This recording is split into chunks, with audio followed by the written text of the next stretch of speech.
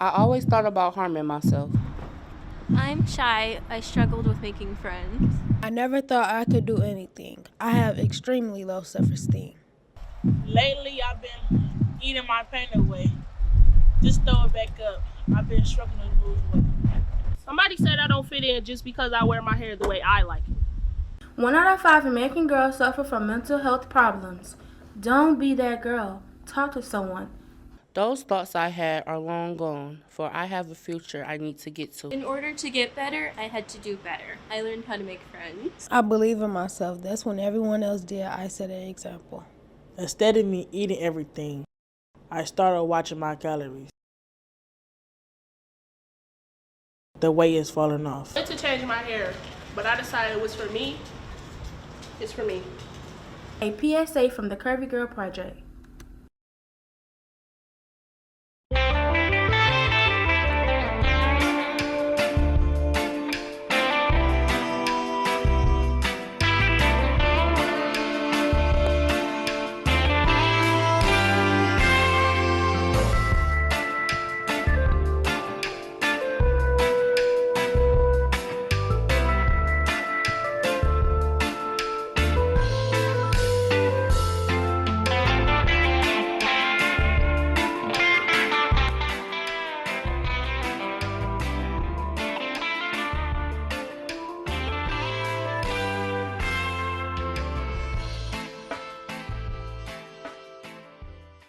Thank you. Welcome to Expose Under the Sun. I'm your host, Valerie Lockhart, the publisher and executive editor of the Detroit Native Sun, a community newspaper that has been enlightening the community with helpful news and information not readily found in mainstream media since October of 2005. And this year we will be celebrating our 20th year anniversary, which will be held at the Detroit Yacht Club, so stand by for more details. Also, we want to let you know that the John Bingham Memorial Rodeo fundraiser will take place on November 14th, 15th, and 16th at Huntington Place, formerly Cobo Hall. And this is to build a new indoor riding stadium. So, this will be a historic event because it's the first time that a rodeo will be held indoors in the city of Detroit. So, we'd like everyone to come out and support that. Tickets are $50 for both children as well as adults. And on our show today, we have Alexis Dorisio, which is my co host from the Motown Women's Veteran Association. And our guest is Shakuri French. And she's going to tell us a little bit about her organization, which helps to provide skills and training for those looking for a job. So, again, welcome to the show, both of you. Thank you. And Shakuri, tell us a little bit about your background and your involvement with the Michigan Development Institute. Yes, Michigan Workforce Development Institute is a nonprofit. I am the program supervisor for Southern Eastern Michigan, so I cover Detroit, Flint, Lansing, Saginaw, and Jackson. And we are over 30 plus years of working with the workforce for the underemployed and unemployed. Okay, and how long? You said over 30 years? Yes. And where are you located? Well, we are a statewide program. So we have offices all throughout the state. I am responsible for the Southern Eastern. So we are located at the Highland Park Michigan Works office, but we have offices all throughout the state because it is a statewide program. Okay, and this is part of a nonprofit organization? Yes, or? ma'am. It is. And are you federally funded or? We're state funded. State funded? Yes. Okay. And what is the mission of your organization? Well, our mission is to make sure that we are attacking communities that are not accessible to our programs and making sure that we are connecting individuals that are underemployed and unemployed to the workforce and making sure that they're connected, making sure that they're certified in those criterias, and making sure they're getting to the workforce. Okay. And what type of challenges have you experienced as a result of trying to accomplish your mission? So, of course, as each and every one of us, we come with barriers and generation trauma. So when we are recruiting and we are actually going ahead and promoting our program, the first thing we do is we really meet them where they are. We go in, dive deep, and ask that those really tough questions about barriers, and one of the barriers is the fact that individuals, can't pass a work keys test. An evaluation that you have to actually get. Individuals may not have a high school diploma and GED, transportation, childcare. So when we know those barriers ahead of time, we make sure that we go. We don't try to. My focus is not to put a Band-Aid over that; it's to eliminate that barrier. So that's why we focus on making sure that we do all of our intake, our recruiting process, and we actually find out the individuals, what are they missing to make sure that they qualify for our program. Okay, so who is your target audience? Who are you trying to recruit? So our target audience is individuals that qualify, right? So individuals that want to have a change in their life. We have 2 amazing apprenticeship readiness program, and the qualifications that you have to be 18 and over, you have to have a GED or high school diploma, birth certificate, Social Security card, a Michigan State ID, and working towards your license. We do a physical and drug test also. So those are the qualifications. Of course, these individuals are going into construction and to the skilled trades, so we have to be very transparent and realistic that individuals that may be seniors may not be best fit, but anybody that qualifies can go through our apprenticeship program. Okay, so you said the minimum age is 18. Yes. What is the oldest that you'll accept? We've had individuals in their 50s, and so if they qualify and they're ready for a change, so we just know that individuals have to be 18 and over, or as young as 17 with an adult consent. Okay, and if they don't have a high school diploma or a GED, do you assist them to get those? Absolutely. We live in a nation where individuals struggle, and they may not be able to finish school. So there are programs that we assist with individuals, whether we have to pay for their GED, whether we help them with tutoring, we navigate them towards any type of resources, and then we let them know that we can assist. Just because you don't have a certain qualifications, the fact is, how can we assist you to get that? Okay, and you also mentioned that transportation may be one of the challenges. Absolutely. How do you help them to overcome that barrier? So the great thing about it in both of our programs, Access for All, which is a co-ed program, it's a 9-week program, and in the WIST specifically, it's a 16 program. WIST stands for Women in Skilled Trades. In both programs, the individuals get $1,600 of a stipend to assist with that. So with those transportations, if they need some, for Uber or so. And the amazing thing about it too is that we've built a very strong foundation where we carpool if we need to. We need to assist with individuals. We will do that. And a lot of times it's more about the students. The students come together and they'll figure out, hey, who is struggling with what areas, and they'll carpool. Like especially our women in skilled trades, they've come together. And they said, okay, there's things that happen, and they're making sure that their classmates are being successful with them, regardless of any barriers that they're facing. Okay. And you said you cater to women as well. So how do you assist them with childcare if they need that? So, what we do is, plus the $1,600 stipend that every individual gets, we assist with supportive services. That's additional to that $1,600. So we've had individuals that needed some childcare, whether it's, connecting them to Matrix Head Start, Focus Hope or so, or connecting them to individuals in the community that they trust. So if individual comes to me and says, Ms. French, I'm going through some struggles and I need some childcare, I can't get to the class. Okay, we can look at it in the sense of, okay, who do you trust with your kids, right? And then you want to go into that next step and saying, okay, well, let's go ahead and create an invoice. Let's make sure that this individual is a vendor, get all their documentation for accounting, and we pay that individual. We paid family members for our students to watch their kids, and we've assisted with individuals for childcare too. Okay, and is there a limit to the number of participants in each class? Yes, it is. So for our Women in Skilled Trades WIST, we do keep it very intimate and small. So we never want to go over about 12, because for our WIST program in 16 weeks. Tuesdays and Thursdays they're in the evening, 6 to 9, and Saturdays they're in the morning. So we understand that these individuals are working single moms. So we make sure that we don't have the longevity of individuals being in class every day. So we have that 3 days in person for them. Okay. And for the WISP program, what type of skills will the women be learning? Well, they would be going ahead and get their OSHA 30. They have their CPR first aid training class. They go to multiple training facilities. You know, we go to the bricklayers, we go to IBW with the electricians, we go to the iron workers, we go over to the plumbers and pipe fitters. We expose all of our students to all of the training facilities because when they come in, it's a blank canvas. They don't know nothing about skilled trades. So our mission is to make sure that they're informed about the history of labor and unionize, but most importantly is making sure that they're going through the process, right? So they do blueprint reading. They have multiple math classes that they have to go. They get their MC3 certifications. And all those certifications is getting you to that lead of getting into that apprenticeships of the trade that you select. Oh, okay. And what type of trades do you have to offer for them? So we have at Michigan Workforce Development, we have a placement department.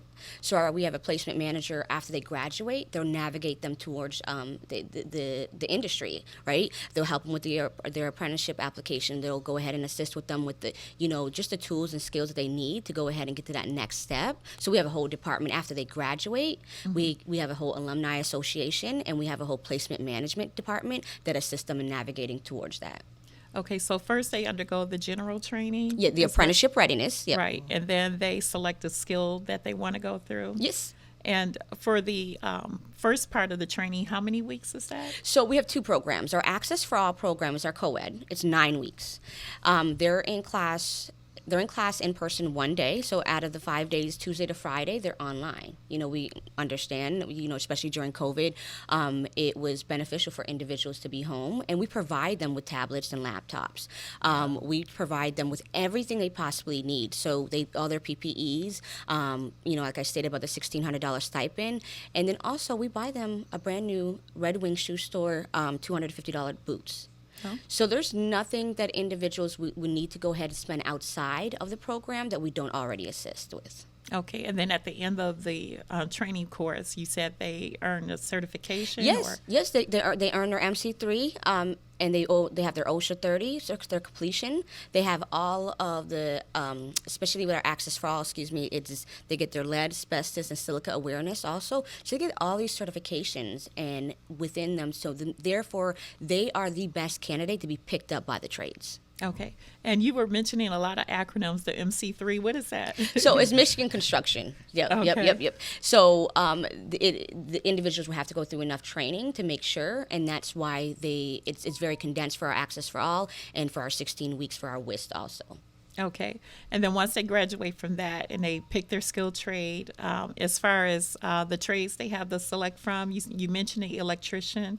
Yeah. And what else do they have? There's over 22 different trades, plumbers, pipe fitters, there's iron workers, there's operators of engineers. There's multiple of trades that individuals can go into. And that's why it's so important during the training that they get exposed to that, because then therefore they select. But the most important to add on to that is that when we're going to these training facilities, we're actually, connecting with the training director that is responsible for the apprenticeships. Oh, okay. So we start our networking in the beginning process, and in the last probably 2 weeks or so, they have a contract meeting where means that all the contracts from within that city come and interview our students. Oh, okay. So before they even graduate, they are already getting their foot in the door and making sure that we are connecting them to the right individuals depending on what trade that they are selecting. Okay, and do they automatically get union membership with the trade that they select? Yes, all trades are unionized, so it goes directly into it. Of course, we're pro-union, and we're powered by AFL-CIO, so we know that it's very important for individuals to have that support and making sure that they have their rights too. So that's why it's so important for them to acknowledge and go through that history of labor too, and know the difference of unionized and ununion. So and making sure they make the best decision for themselves, and that's why our placement management department team assists with that. They'll let them know, they'll really get them, information that they need that is very vital for their next chapter in the workforce as an apprentice. Okay. And then after they select their skill, and are they assigned to work with, for instance, if they select the electrician? Yes. Do they get assigned to like a master electrician to work beside? So, and then how long would they work with them? Absolutely. So every single trade has a business agent, right? So a business agent that specifically assist with that individual. So all of the apprentices have to be with a journeyman or journeywoman during whatever work site that they're at. So every apprentice is always going to be hand in hand and side by side by a journeyman or a journeywoman to go ahead and assist that's already qualified. So, yep. Okay. And once they complete that program, and how long is it that Well, they work with them? Every trade is different. So, for operators can take up to 4 years.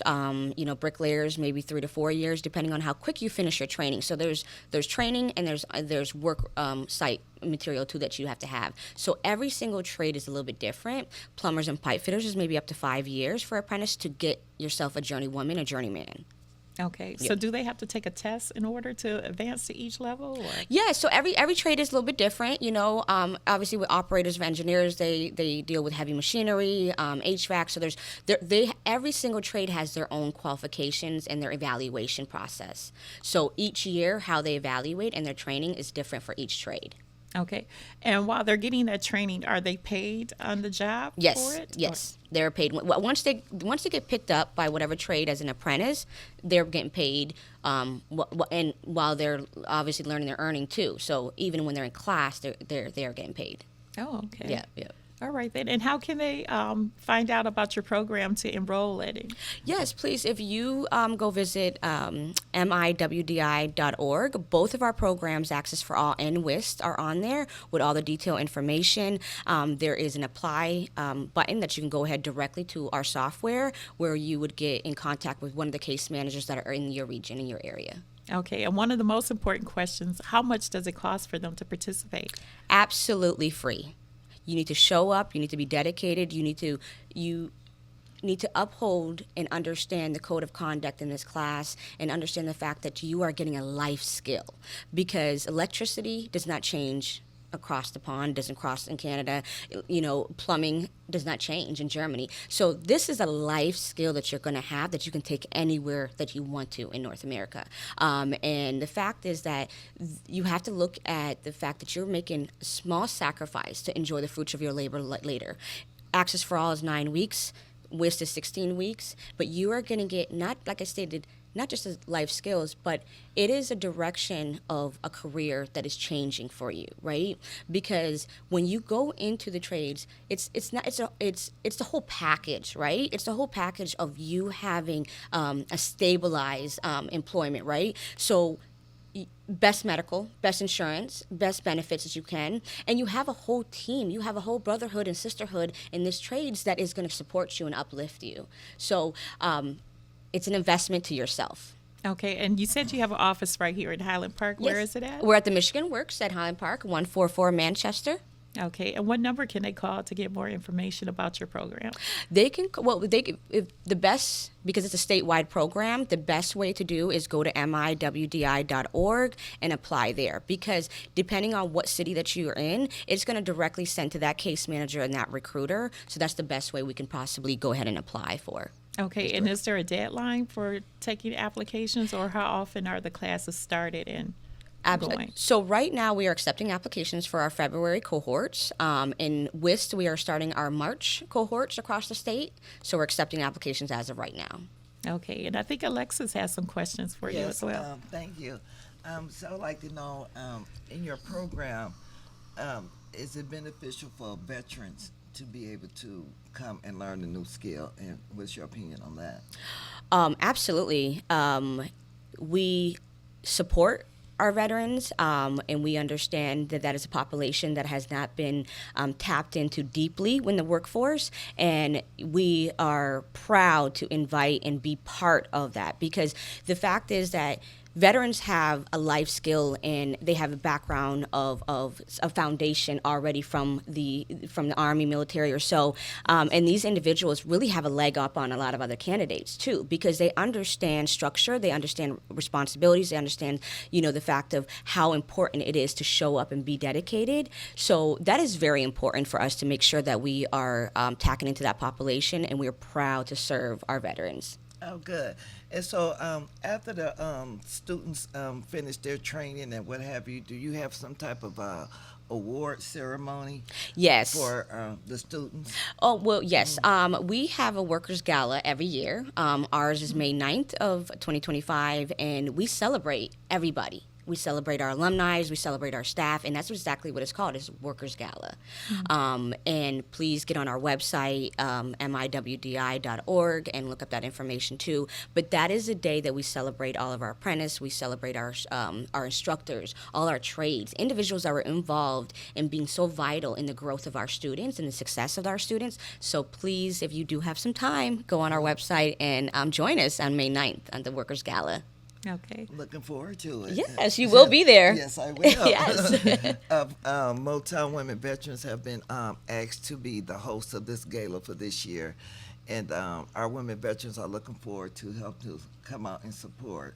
You know, it is a privilege. It is a Yes. privilege for you to be there. It is a privilege for us to go ahead and make sure that we are giving information to individuals that are veterans that don't know where to go, right? You have those resources, you have those information, so it is very, very, very helpful, and it's imperative. It's imperative for you to be there. What have you know, Motown veterans have dedicated to Michigan Workforce Development, and the fact that you're continuing to support, and it's a privilege to have you there. Thank you. I really appreciate it. Thank So you. I'll let our women veterans know to get ready to get your tool belts on because, you know, Yes. we are all, especially females, we're always calling somebody to help us with our plumbing or carpentry or what have you. So our lady veterans out there, this is a prime opportunity. The class will be starting the 1st of March. Yes. The 1st of March, so that if you are thinking about getting additional skills under your belt, I definitely encourage you to go on the website and apply. And I'll be looking forward to seeing each of you in May 9th for the gala. Yes, the Workers' Gala. Yes. Yes, yes. Yeah. And speaking of women, how many women actually take up the opportunity to be a part of your program? Because sometimes we get intimidated because Yes. it's a Absolutely. male-dominated industry. Absolutely. So how many women? And then that's my mission, to change that narrative. The construction and skilled trade is not the middle-aged white men anymore. It is diversity. It is women in the field. We just graduated our 11th cohort in Lansing. For WIST. We just graduated our 2nd cohort in Flint and our 3rd cohort in Detroit. And we just actually launched in Grand Rapids for our WIST, and they'll be graduating on the 8th of this February. So the amazing thing about it is WIST, the structure that they built, and they understood that they are targeting women in the skilled trades because it is different, right? Yes. There's so many layers of understanding the fact that that you're going to go through as a minority yourself, right? Just understanding what type of undergarments to wear, right? Understanding the fact is that, you know, presenting yourself always there to ready to work, because we live in a society where individuals may be very negative towards women in the construction world, but that's why programs like WIST change that. So we have individuals right now that are in the workforce and in apprenticeships, and our women in skilled trades, their alumni is spectacular, impeccable, and they are a sisterhood that continue. And this is just the beginning. This is just the beginning. It's just the beginning. So what are some of the most common trades that the women are looking into enrolling in? The common ones that I get, operators, engineers, they love carpentries and millwrights, and electricians. Those are probably one of the 3 that individuals will go into, but there's multiples. You know, individuals have a gateway to bricklayers, iron workers, and sheet metals. So plumbers and pipe fitters is another one, but individuals have to, take into consideration it is almost up to a 4 to 5 year apprenticeship. But the leading would have to be electricians and operators and engineers right now. Okay, and you said they are paid during the training. Yes. So are those livable wages? Oh, absolutely, absolutely. These individuals might be coming in, starting off at $60K. as an apprentice and going into it, and can make as much as they possibly can make. The overtime, time and a half, and just jumping onto multiple projects. So it's endless of how much you can make. It really depends on what you are willing to go ahead and put in, and how many hours. Because there's some individuals that are working 100 hours a week, and their paycheck is pretty hefty. Okay. And if someone has a house that needs repairs, do you guys help out with that? Send some of your. So what we do is what we have is externships, and we have hands-on experience for our students. Like for example, right here down in Avalon Village, we helped out with her landscaping and cleared up areas for her. So we do things like that. In our West Lansing, they built little houses. Oh. And we are in the verge of right now to making sure that we have that exposure also, to making sure that these individuals have hands-on experience. But if a student lets me know that she's having issues with her house and issues like that, of course, those are where the supportive services are coming from. Oh, okay. Yep. All right, then. And again, where can people go to get information about your program, and what are the deadlines? Yes, thank you. So Access for All and WIST, you guys can go on miwdi.org. Access for All is launching this month, so we're accepting applications right now for our WIST. It's March, and we're still accepting applications statewide. Okay. And Alexis, tell us about the Women's Veteran. What type of upcoming events do you have? Again, we'll be leaving for a camp in Pentwater, Michigan. That'll be June 5th through the 8th.